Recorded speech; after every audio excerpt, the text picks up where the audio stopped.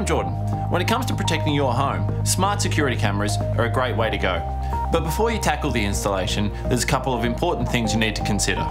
Firstly, take a look around at the most vulnerable spots on your property or any entrances that are obscured, such as windows or doors.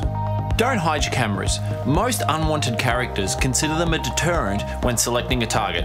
Check there's enough light for your camera to get a clear shot, especially at night.